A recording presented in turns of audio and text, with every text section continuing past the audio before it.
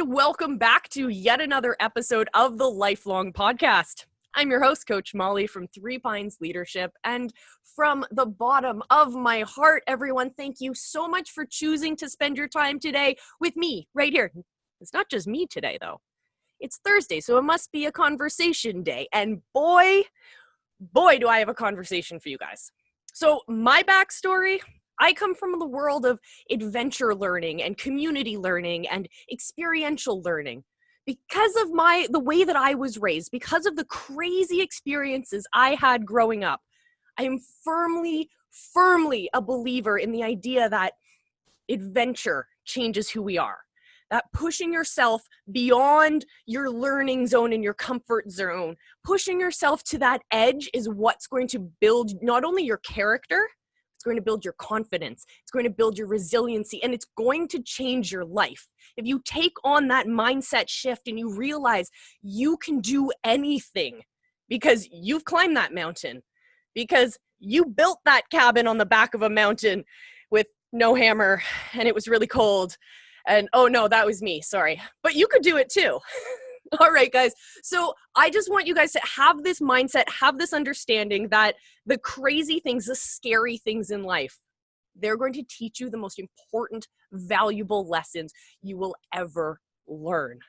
So I want to introduce you to our guests. Wait, I don't do introductions. We know this. Our guests are going to introduce themselves to you. So here we go.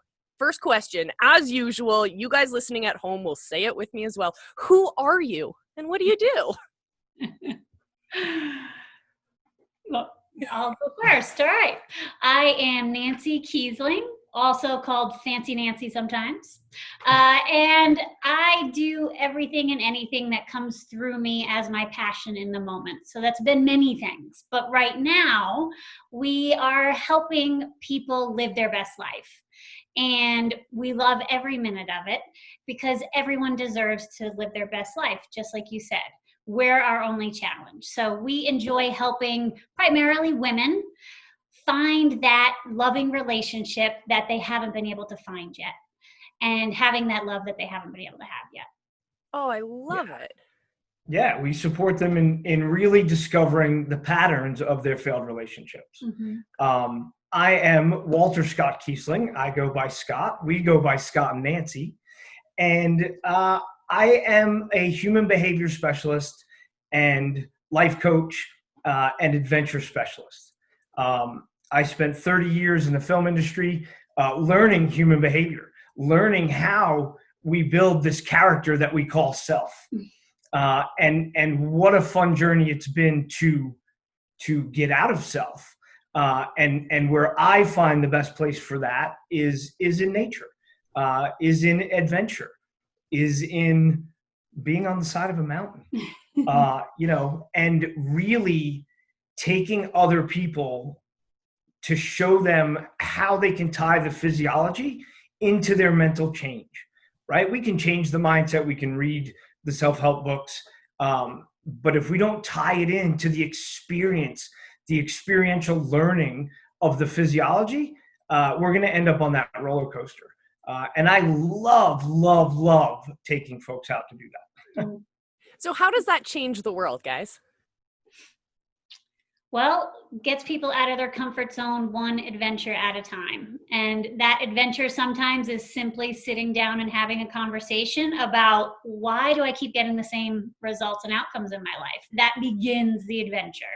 So getting people out of their comfort zone so they can live that best life. Yeah, and the ripple effect of that, Mm-hmm. right? The ripple effect into their household, into their community, into their city, their state, as far as they can imagine to be, Mm-hmm. that ripple effect will continue. And that's really important in what we do. Yeah, it's such a great point. It does. It continues generation after generation, what you do for yourself, right? Oh, I love it. I love it. Okay, before we get into the hard questions, the nitty-gritty questions, I have to ask you my favorite question of all. And I think of all of the guests I've ever had, you guys might be the most attuned to this question. So if you were any kind of tree, what kind of tree would you be and why? I'll let you go. You know more trees than I do. I would be an oak.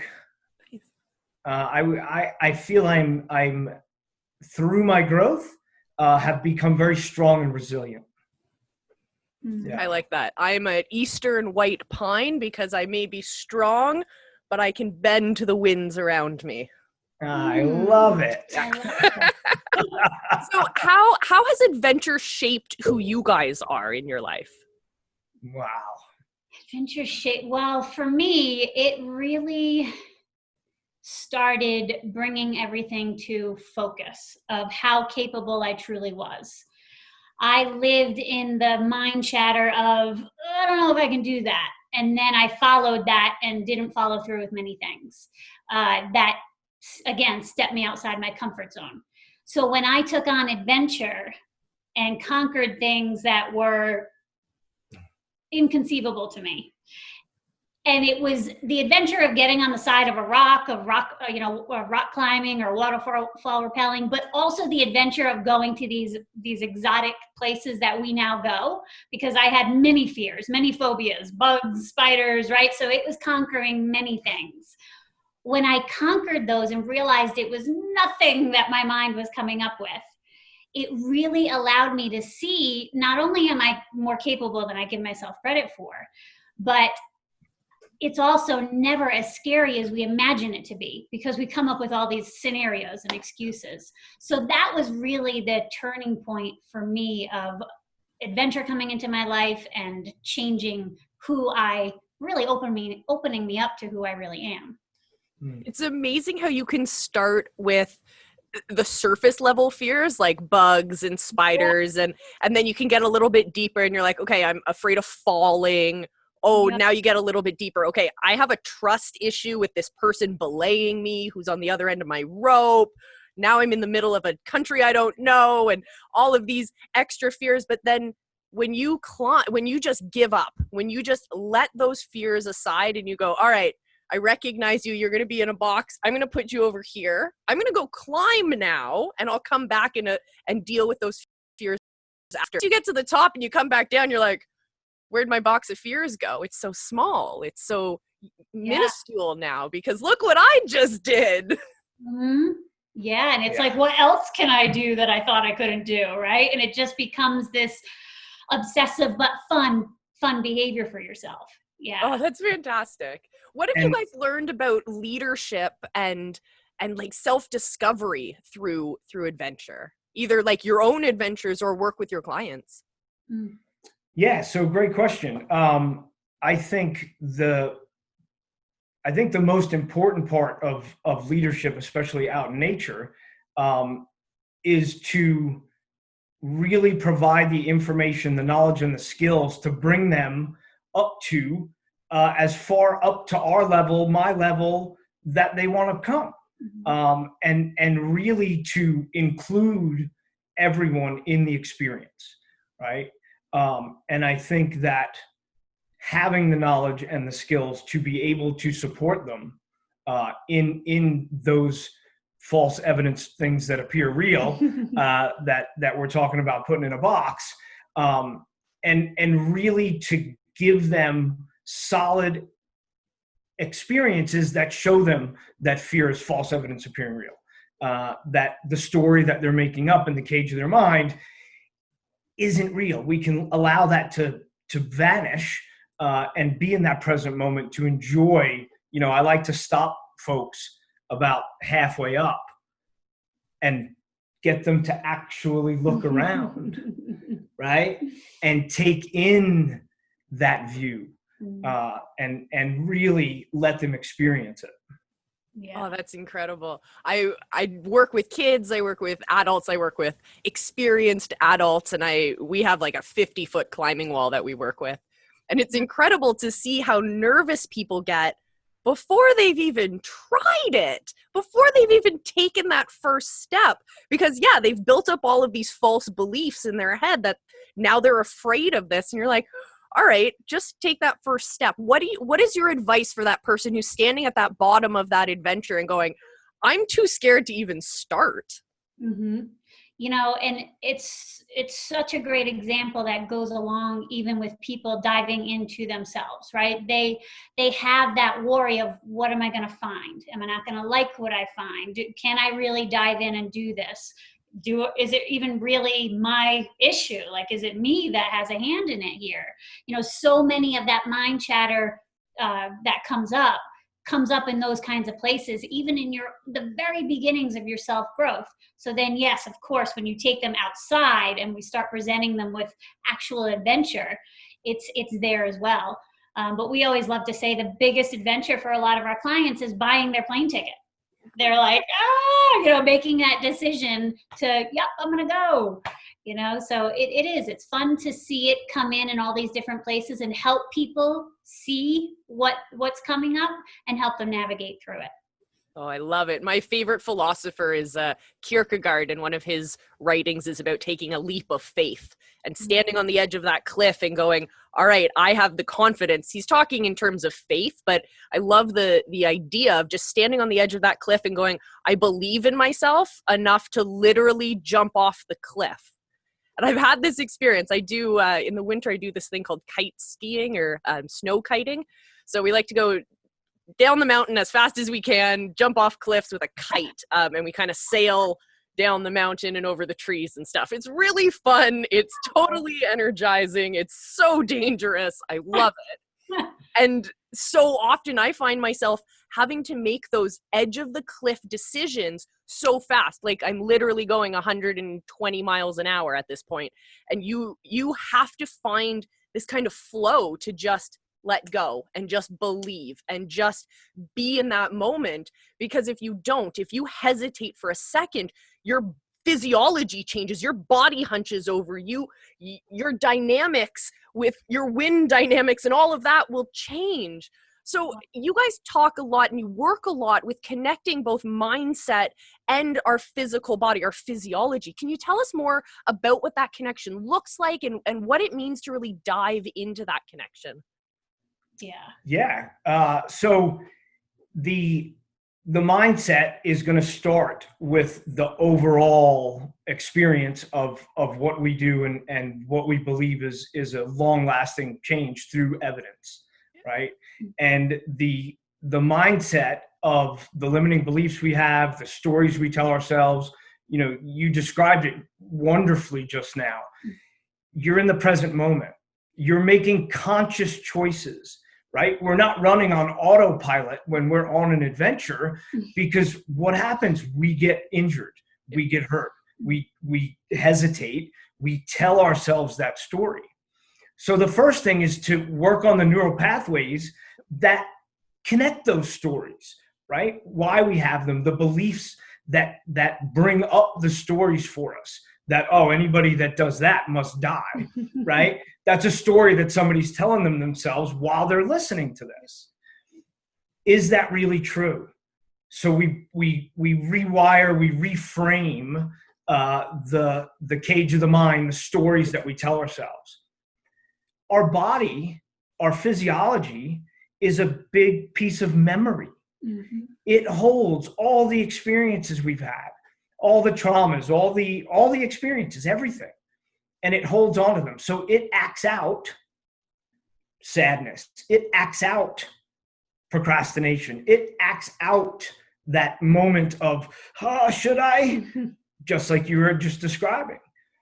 So when you can tie those two things together within the same program, it reprograms, it re-energizes the whole system, not just half of the system. Yeah, and I love the word program, right? It's the best word because our bodies are like computers, right? Because they do hold on. They keep score of everything that we go through. So over time, if its pattern is used to going into depression or sadness or anxiety at certain points in life, whether it's every so many months or every so many weeks, or when you start taking someone out of that, their body goes, hey, you haven't been sad in a little while, and starts literally going into that form, whatever that is for that person. and they experience the getting taken down from the high that they've had of, wow, things are changing, I can see things differently, and they feel like I'm getting pulled back to my old ways. Why do I keep going down? And so a lot of people experience this in the journey of self-growth, and it just creates frustration. So when we discovered, which really Scott discovered it, and he'll touch on that in a little bit, of how he came across adventure therapy, but when we put it into our coaching practice, we started seeing more permanent transformations where people were on their rise up continuously, and they were able to level up and level up and level up, where before it was that roller coaster ride. So really incorporating that physiology change, and them realizing and being able to feel it and connect that with their mindset made all the difference in the world. And it just made a completely different and more rapid change for our clients. So we were like, this is so much fun. We're going to stick with this. But yeah, it's been a really fun journey figuring it out. Oh, I love it. I know in my own world of adventure, the biggest fear that I have, I'm an adventurist. Like, I go out and I do crazy things. I jump off cliffs, right? But my biggest hesitation is always about risk assessment and risk management. And I find that actually appears in everyone, just at different levels, depending on how comfortable or knowledgeable they are about this scenario. And that, I find, is easy to apply back to our lives as well. We build up these fears, and so our risk assessment of going into that relationship or having that difficult conversation is all just based on how much we understand what's going on around us and how much we feel like we have control over our resources and control over what's around us. When we're on the side of a cliff face, every time we put our hand up to touch another rock, there's a possibility that rock's not going to stay attached when we hold on to it. Or when you place a piece of gear, that piece of gear might not stay. The first rule of trad climbing is just don't fall. And so how do you guys see that applying in terms of like those kinds of skills from adventure transferring into our lives in that sense? Yeah, great question. I think that the risk assessment part is really the diving in, right? It's the understanding of self, of the movement that we have within self that helps to create what we see. I like to say, you see what you be, right? And that goes for us on a trad climb, right? If you see failure, if you see falling, I hate to tell you, but you're going to fall, right? I think President Ford said it the best: the man that says I can and the man that says I can't, they're both right, right? That risk assessment starts with understanding the story that we tell ourselves about what we're doing. And I think once the client understands where the belief comes from, why it comes up, what we've seen is they can shorten that list of risks by seeing evidence where it didn't create trauma, where it didn't hurt them again, where it didn't do all of the evidence that they use within that risk assessment. Let's look at the times where it didn't fail, where it was great, where my cam did hold. Yeah. Right? Where it's okay if you trust, right? If you let go and you trust and you have the skills and the solution mindset to clearly look at that risk assessment. Well, and when you were explaining what it made me think of, when you were explaining of grabbing the rock and not knowing that one might fall, right? We do this in our relationships too, right? We assume the rock we're going for or the rope we're going down is exactly like the last one we did, or exactly like the last rock we grabbed onto.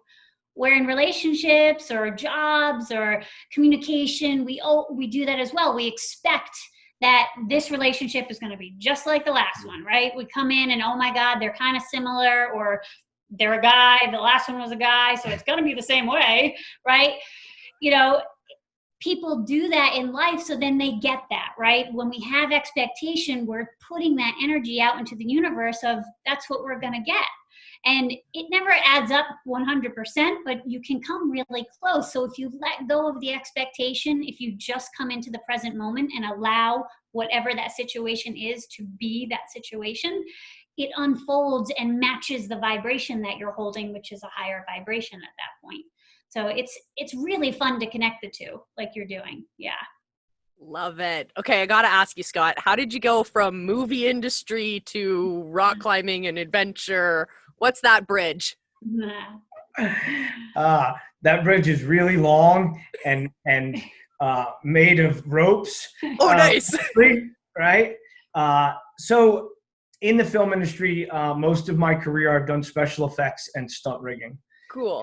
And I've been climbing since I'm 9 years old. And so when I put the two together, I really love the movie industry, right? I saw Star Wars and was like, that's what I'm going to do for a living. And I did. And there was a point in my career where I really wanted something more. Yeah. And so I opened a rock climbing gym. Cool. And in a beach town, mm-hmm. Right?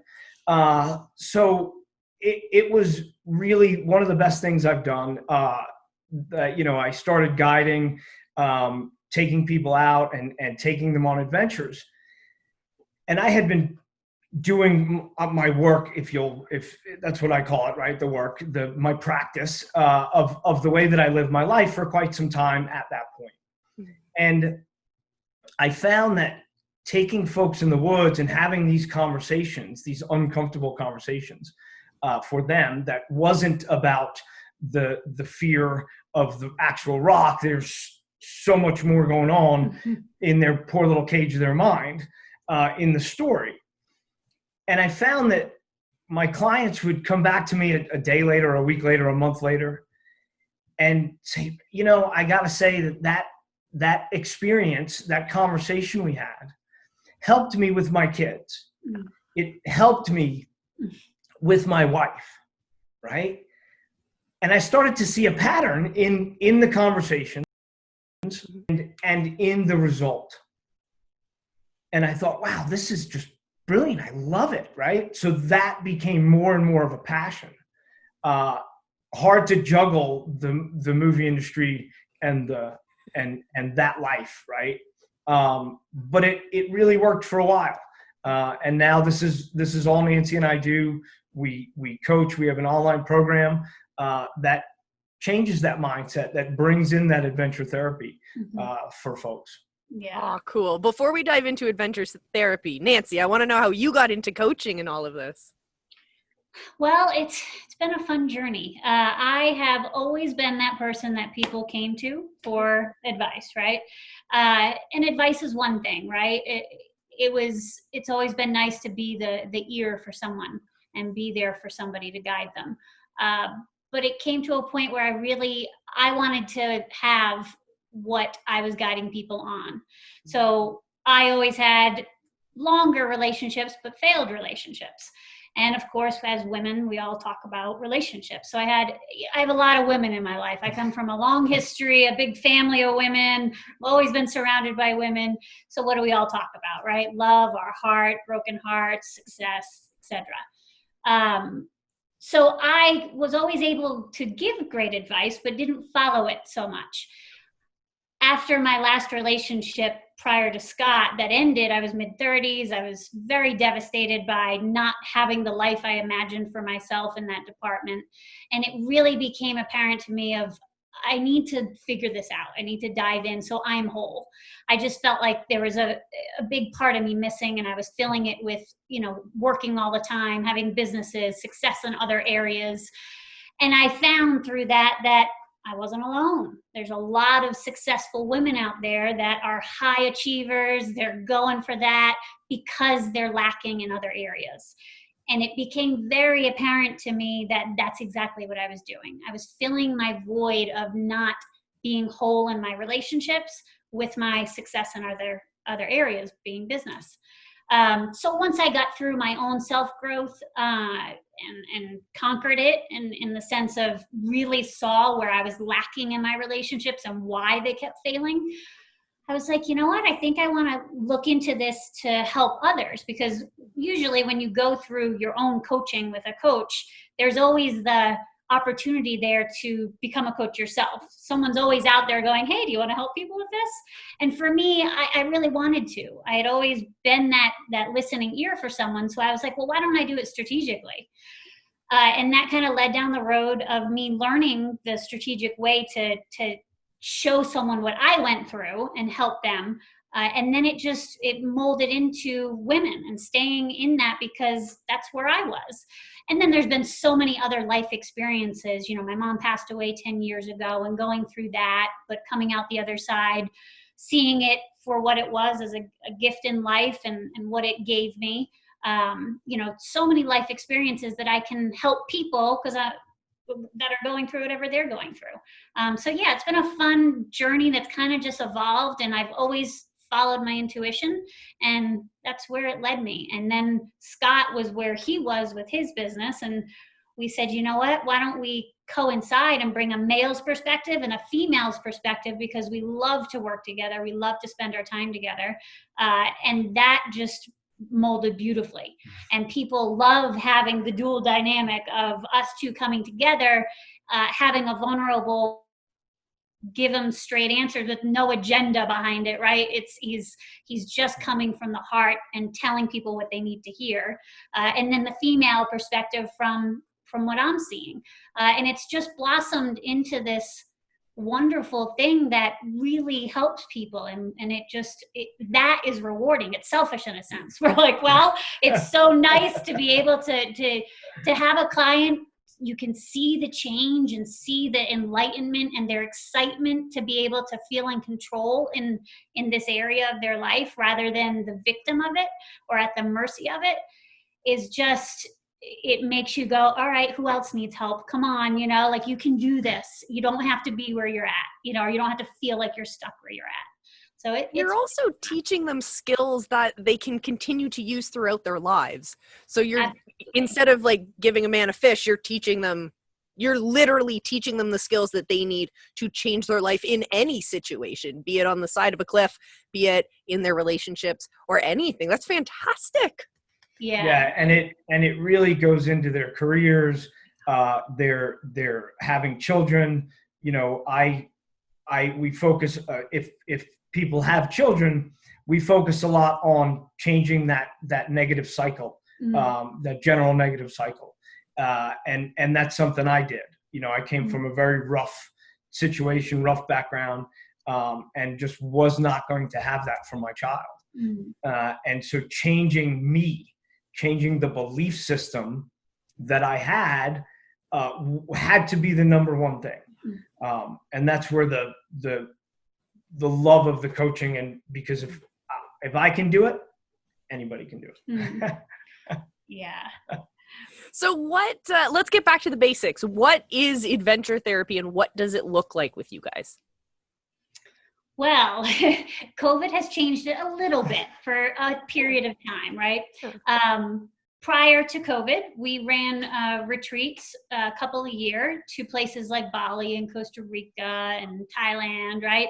Taking people to fun, exotic places, giving them a luxury experience, but again, taking them out in the woods, getting them dirty, getting those boots dirty, get out of their comfort zone.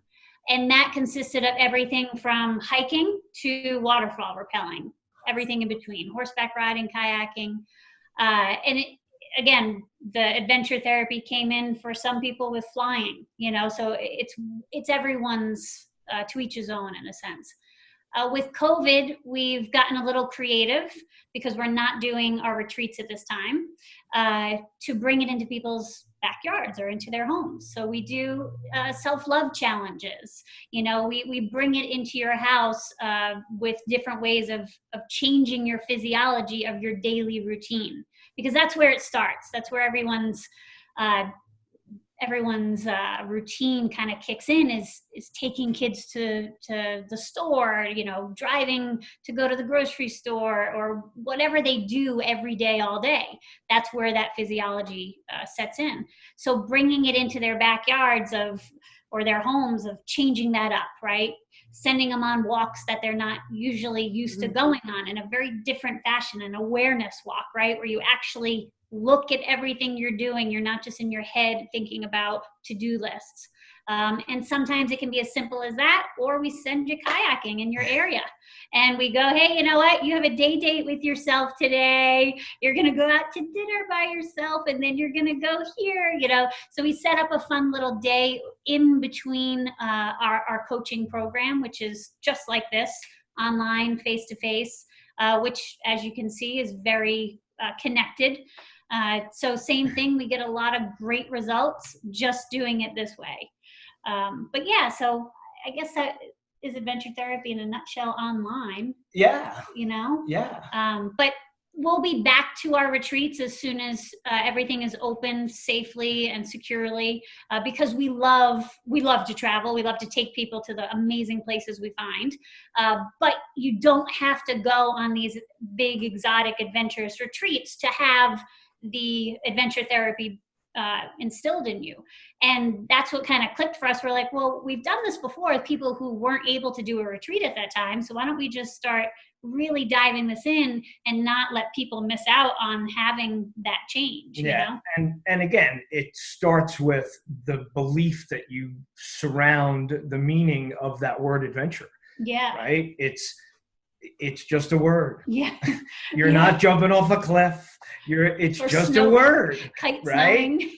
and it really, it's the meaning we give it, right? I give adventure a very different meaning than most, right? For me, it means growth. It means to grow through what you know. And every time I go, well, I know what that's going to know, right? Grow through what you know, and accept that everything we do is an adventure. Every new choice we make is an adventure. And that's really the essence of what we mean when we talk about adventure. Yeah. And a lot of this new way of doing things in this virtual world or this post-COVID world, you have two choices. I always say you have two choices in every situation. You can either curl up in a ball and cry and whine about it and ask, oh, woe is me, and try and look for someone to save you, or you can choose the other option, which is to do it yourself, to learn from it, to embrace a challenge as an incredible opportunity to learn something new. To embrace the possibility of failure is such an incredible feeling, to say, wow, what if I fail? Cool. What if I don't? Look at all the things that we can do now. So I love when people start reframing their everyday experiences. And this is the post-COVID world. All of these new adjustments are so perfect for teaching our young people, for example, for all those parents out there. Yeah, some of us are at home teaching our kids at home. Some of us, maybe school looks really different. Maybe we as parents are a little bit more nervous or apprehensive about this new routine. But if you're open, honest, and vulnerable with your kids, and you say, all right, this is what I do know to be factually true. This is the way things are. And these are the stories I'm telling myself. And you look at those stories and you say, are they actually helping you achieve what you need to be achieving? Yes or no? If no, what story should you be telling yourself now? Should you tell yourself the story that this is so exciting, we have a totally new way of walking down the hallways at school, or we get to wear these really cool masks and show our personality that way? Like, what do you guys think about embracing and reframing your everyday life in those ways? Oh, Absolutely. we think it's the most important. One of the things that I say probably the most on our client calls is change your focus, change your life. Yeah. Where are you putting your focus, right? Are you feeding the stories of the clouds always over my head, it's always happening to me, I can't? Or are you feeding the stories of it happens for me? Where am I seeing a lesson, right, in the experience I just had that maybe didn't work out the way I planned, but I learned something, so I move on and I do it better. And for me, the word failure equals research and development, right? There's just no such thing in life. You either learn from it or you don't, but you had an experience. And I think that breaking that story, again, when you're locked in the cage of the mind and you're in that negative of, it's, again, all this fake evidence, all this stuff that's story about what could happen, what might happen, what is happening, what's happening right now, and is all of this true? And what we find out 99.9% of the time, that pile of story is not true. It goes back to the fear, right? Fear is false evidence appearing real. It's a story that we're making up about an experience that we might have. Have the experience and see where that leads you. Yeah, there's two categories of people going through this COVID, and it really is and it's to no one's fault. It's literally, if you don't have the tools yet to shift your focus, then you're going through this as this is the worst thing ever. Everything is messed up. 2020 sucks. Everything in 2020 sucks. And then that keeps happening, right? And every experience throughout it, whether it's related to COVID or not, is sucking. Then the other avenue is the changing the focus. And these people are experiencing the kindest, most awesomest, generous stories from people that they're coming across, of people helping people and people stepping up and opportunities. Business is soaring. They're busier than ever, or they've shifted and actually found a new direction that they're so much happier about.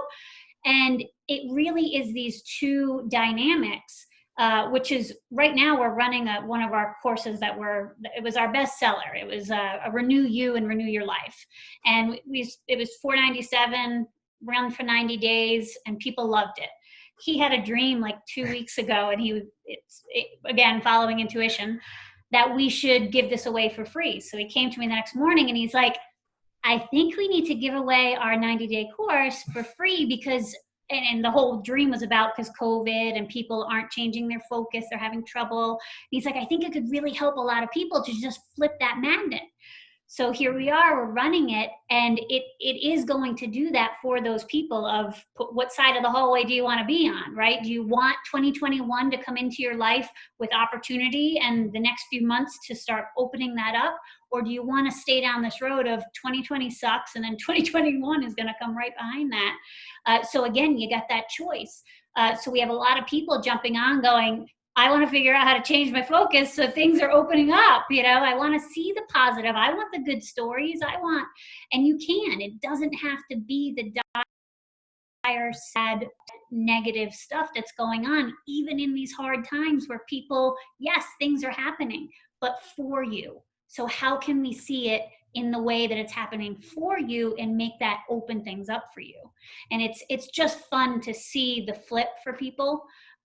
So yeah, another thing that we're rolling out for 2021. Oh, that's awesome. It's easy to talk about wins when wins are good, though. How do we talk about this mindset shift when we're in difficult times? And I want to frame this by telling you a little story. A few years ago, about 6 years ago, I was on a hike, and I've hiked like over 1 million kilometers around the world on my own 2 feet. And I was in my home province on one of the most dangerous trails I've ever been on. But I was with a group of people. I'm so glad I was.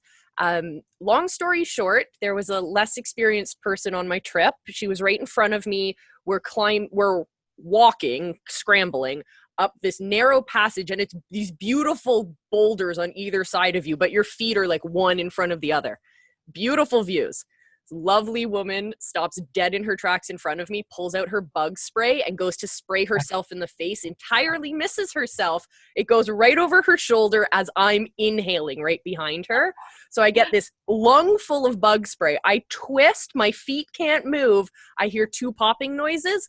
Long story short, I broke my back. But I could continue to walk. I had another 30 kilometers to walk. There is no evacuation point. You're literally on the edge of a cliff in a dense wilderness area. In order to get you out, you'd have to hike out to the cliff edge and then somehow miraculously lower yourself down and then find your way to the water and then find your way to the boat. Like, ain't happening, right? So that's the reality I'm in. When I started that day, so excited, pumped. I'm in love with this environment. I'm in love with this challenge. I'm in pain now. I am progressively worse and worse pain. I feel like I'm going to die. Wonderful people on my trip. They took all of the weight out of my bag, dispersed it amongst the group. They knew exactly what to do. So having that definitive leader, fantastic, super helpful. That definitive leader not having to be myself was so helpful in that point. Because as that hike continued, I felt more and more helpless. It gets better though. I get to the edge of the forest. So now there's a road. It's only 2 kilometers to the cars. I decided I'm staying. My group's going to continue hiking, come back with the cars. Why did we make this decision? Well, we heard these sirens going and we realized that for the first time in like 60 years, there was a tornado coming through the area. So I'm sitting on the edge of this forest and there's this road straight in front of me, clear strip of trees cut out, right? And you can see the sky. And usually the sky in this area, beautiful. It is so far away from all the polluted city that it's just clean, beautiful blue skies usually. Not this day. We had bands of clouds in like these grays and blacks that were just terrifying. And these bands of clouds are whipping in different directions. This siren noise is going. I'm sitting there thinking I'm going to die. I pull out my phone, take a selfie. I have this selfie of the day I thought I was going to die. And in that moment, I was so desperate. I didn't know what to do. And this is after years of jumping off cliffs and doing all of that. So in those times when we are so overwhelmed by the moment, either, as you were mentioning before, Nancy, like grief, living in grief, or living in that panic zone of being on an adventure, or having that email come across your desk and finding out that you just got fired, or you woke up that morning and you're totally in love with this partnership you have with your partner, but they aren't anymore. And how do you deal with being in that moment, and what skills and techniques do you advise?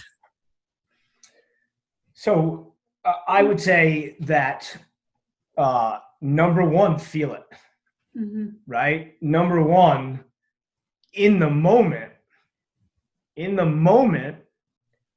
acknowledge it. Allow it, right? That resistance that we sit in the I'm going to die, can be reframed as I'm alive, right? I have many similar stories. Not many. I have a few. And I'll tell you a brief one, the most recent for me. So I've been climbing since I'm 9 years old. I have been a guide for 20 years. I've been a rescue guide for 25 years or 21 years. I've pulled many people out. I've had many experiences out of helicopters, out of all kinds of things. I have also been in the movie industry for 30 years, and I blow things up for a living. And 2 years ago, I was in an early explosion. Somebody hit a button, and I was 12 inches from the blast. So I understand the mental state that we can get into, or the PTSD that can come from that, right? I like to call it post-traumatic growth, but that's my thing. I could have easily, went to the hospital, I've gone through 2 years of rehab to be able to walk again, talk again normally. I have balance issues. I have vertigo, right? I still have my hands. I still have my eyes. I can still hear okay without my hearing aids. I can still walk. I can still see my son. I can still, hug my wife. The idea here is to, again, where was the gift, right? What not, oh, what could I have done different? This guy is, should be fired and whipped and stoned. And, the doctors say I'm never going to walk a straight line, so I'm never going to walk a straight line. Easy to get in the story that we start to produce again in the cage of the mind, I like to call it. When we can step out of that, when we can step out and say, okay, this person says this, do I believe that? Deep within myself, do I believe their limiting belief about me? To go one step further, do I believe that limiting belief from me? Mm-hmm. I don't believe either one, right? Yeah. I believe that if I sit there and think about it, that whatever I think about that I'm not going to do it, I can't do it, they said I couldn't do it, they're right, I'm right, I know, I would still be sitting on some couch somewhere. But over the work that I do, that I gift people, that I gift myself, we went canyoneering last week. Mm-hmm. First time I've been on a rope in 2.5 years. Mm-hmm. And talk about a win, right? Mm-hmm. That's the mindset. That's where it has to live, in the present and in gratitude. And it's a choice. It's a choice. It's everybody's choice. We can choose to stay in that story. Yeah, and you were picking it out as you were telling your story of, oh, they took my backpack. Like you were falling into gratefulness, right? And it allowed you to get a step further. Mm-hmm. And I think for the people that, when we relate this to getting emails of getting, we've gotten laid off, or, something's changed or whatever. Really, those are the two things. What can I be grateful for in the moment? And just in general, right? There's so many other things aside from that email. We just focus on the one thing that we label as bad coming in, when you don't know yet if it's the worst thing in the world. We're just putting that story on it that this is terrible because we didn't expect it. People love to say, I love surprises, right? We like the surprises that we want and that we know about, right? We don't like the surprises that we don't want. So when our car gets stolen, when we get an accident, when we get laid off, we don't like those surprises, right? But they're still the same surprise. It's just we're putting a different label on it. So, the surprise of my mother being sick and finding out it was going the way it was going and she wasn't going to recover. There was many stories I was putting on that. Especially, I was younger. I was 29 when she was diagnosed and passed away. It was within like a 4-month period, so it was really fast. So it was a lot of stuff of, this is not supposed to be happening right now, and you can get lost in that story. And I think the greatest thing that you mentioned was feeling it. It's okay to feel it, right? It's okay to be in the grief and let life, kind of go through your mind and you get to know it for a minute, just not staying there, and allowing, this has happened, it's out of my control, but what am I going to do now? What am I grateful for? I still have my dad, I still have my family. And again, it takes a while in those really hard moments, and not even so much a while, but just the effort. It takes the effort to really put in that moment of making sure your focus is staying on that gratefulness and the story that you're putting around it. And that will lead you over time to the side of positive again, because it's not always rainbows and butterflies. It just, it's life. It's got to have the ups and downs, but we don't have to stay in the downs. We can acknowledge it and rise back up to still have more. Yeah. And I want to talk about that moment of being scared, or that the reality of being scared, especially with you, Scott, because I find that when I talk to people about these crazy adventures and stuff like that, or just trying to nudge people to take that one step into adventure, into trying to redefine the world for themselves. It all starts with, for me at least, it all starts with stories of rock climbing or canoeing or hiking or something like that. And I find that people then build this idea of who we are as the leaders of adventure. And they build us up to be these superheroes, which, yeah, cool. I have superpowers, that's for sure. But I'm not infallible. I do get to those climbs where I'm super tough with my climbing friends, and I'm standing there at the bottom, and I have those moments where it scares the bejesus out of me. What do you say to those people who think that we as adventure leaders are these strong, infallible, never scared, we could do anything, we have those rewired brains where we don't understand fear? What's the reality for you? I totally agree with them. I'm not Alex Honnold. I can't do it. No, it's interesting, right? And I have had that come up many times, where you don't understand, right? You're literally talking someone off a ledge, but you don't understand. And I really embrace those conversations. It's for me, I can remember times where the exposure was so much, right? It was so much. And I would remind myself, this is exactly what I asked for. Yeah. This is the exact experience I asked for. Why am I not appreciating like every bit of energy that's bubbling up in me? You can label it, you can judge it, you can call it whatever you want, right? You can call it fear, you can call it exposure, you can call it stories of the mind, but at its core, right? At its base, it's an energy. Yeah.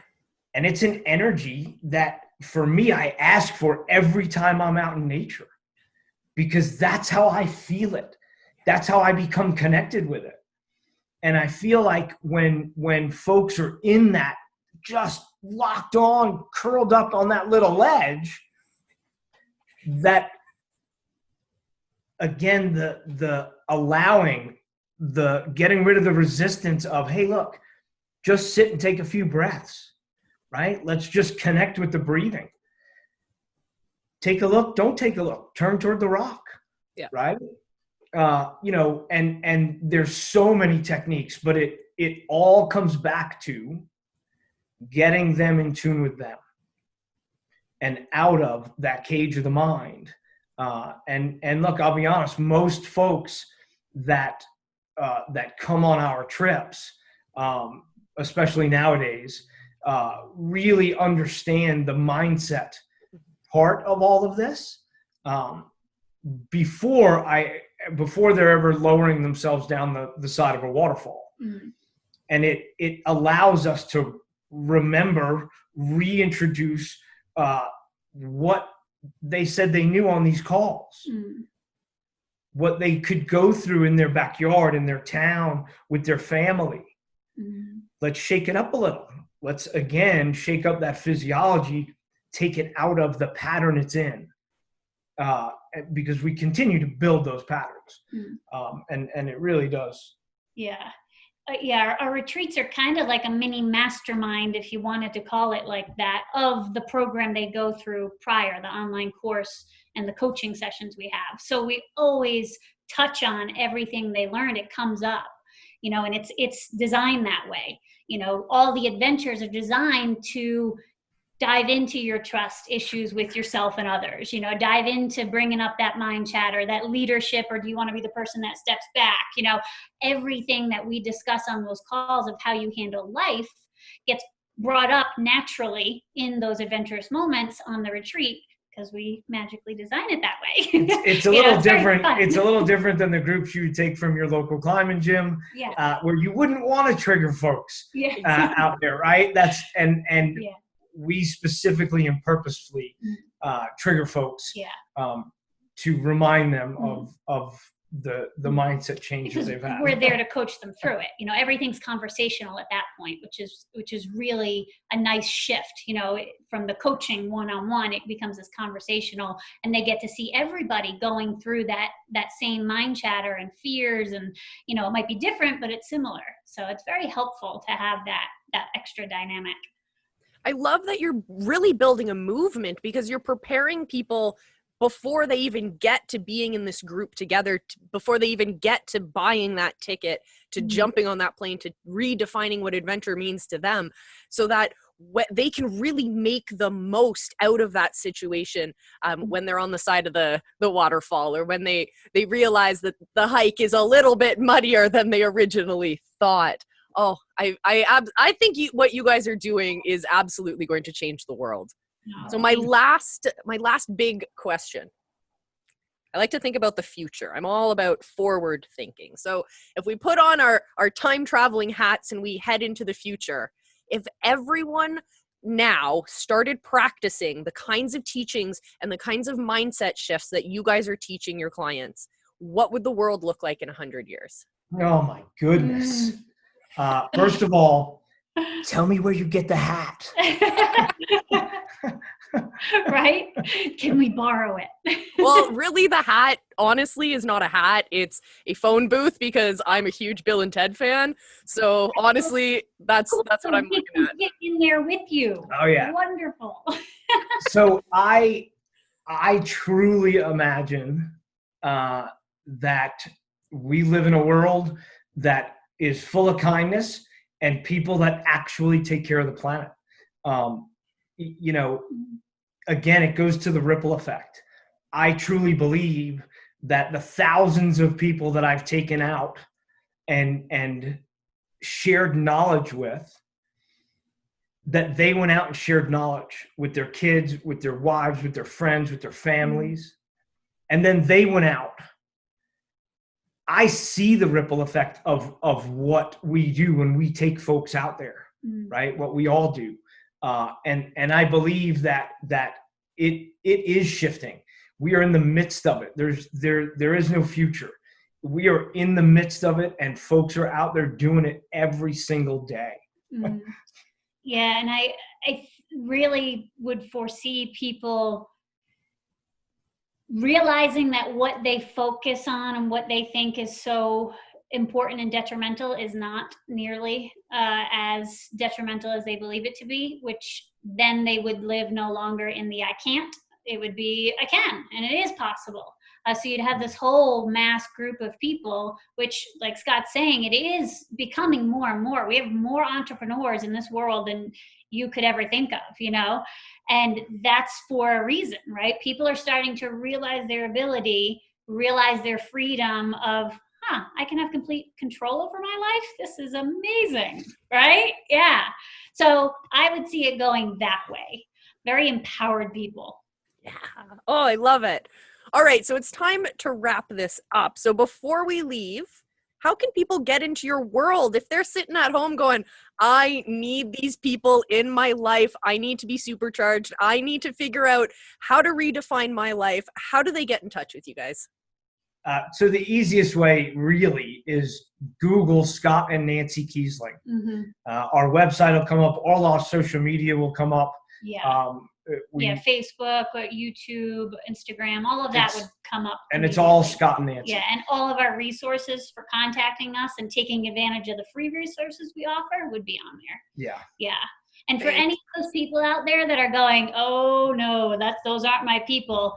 Yeah, that's the first ticket that you do need it. So listen to that mind chatter in there. Right. That's the first indicator light, like on your dashboard, when you need oil. Your check engine light. Yeah. Yep. Those are that's fantastic. The audience. Oh, my friends, and I'm going to make it even easier for you guys listening at home. I've put in the description box are all of the links you'll need. So if you're listening on podcast, on all of your favorite podcast platforms, you can find all of that stuff in the description.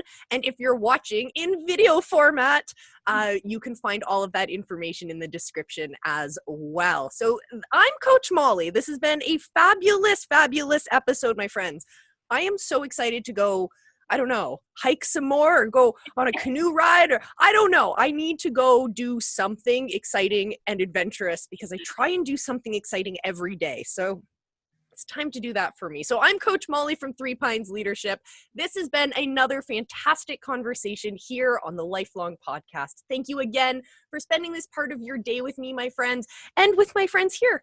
Oh, I love us. I love us so much. So I'm going to sign off, my friends. It's time for me to go. Until next time, remember, I love you, and be excellent to each other.